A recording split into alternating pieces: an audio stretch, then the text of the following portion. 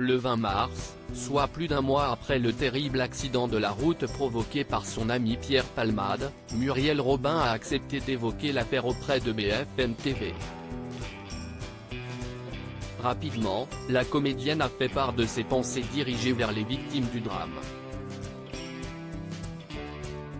En 2019, l'humoriste de 54 ans écrivait son autobiographie, « Dites à mon père que je suis célèbre ». Dans celle-ci, il racontait un souvenir en commun avec la femme d'Anne Le Nain, qui s'énervait contre lui à cause de sa toxicomanie.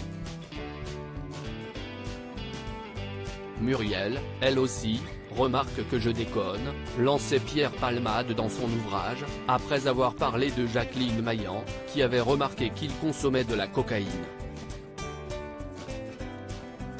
L'humoriste de 67 ans, qui connaissait un franc succès sur scène, comptait alors sur lui pour créer, à quatre mains, de nouveaux sketchs.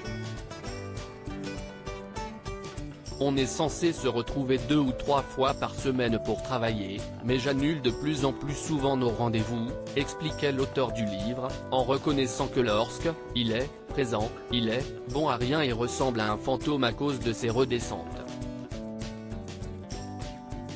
De quoi agacer Muriel Robin, incapable de contenir sa colère. Tu as vu ta tête, Pierre ? Tu m'emmerdes, tu ne peux pas aligner un mot devant l'autre, tu t'affales sur le canapé, tout juste si tu ne te mets pas à roupiller. On a du boulot, et toi, tu cours, lui avait-elle reproché, hors d'elle. Ce à quoi Pierre Palmade avait répondu en tentant de l'apaiser, et en lui demandant juste un peu plus de temps.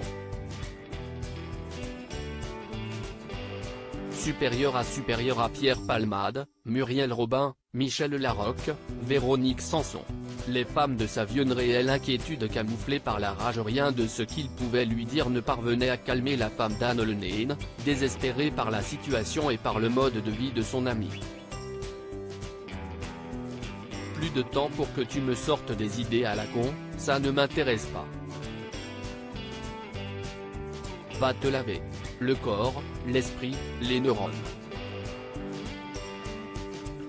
Et après, tu reviens, avait-elle rétorqué, cash. L'humoriste de 54 ans, qui était clairement dépendant de la drogue, ne voyait que sa colère, mais avec le recul, il est parvenu à se rendre compte qu'elle était inquiète pour lui. Et cet énervement fait écho à celui ressenti par la comédienne après l'accident de voiture qui a fait 3 blessés, le 10 février. Elle avait d'ailleurs disputé son ami à l'hôpital, en le traitant d'assassin et en lui écrivant une lettre incendiaire dans laquelle elle l'accusait d'avoir bouleversé la vie d'une famille, à cause de son addiction à la cocaïne. Article écrit avec la collaboration de 6 médias Crédit Photo, Coadic Guirec.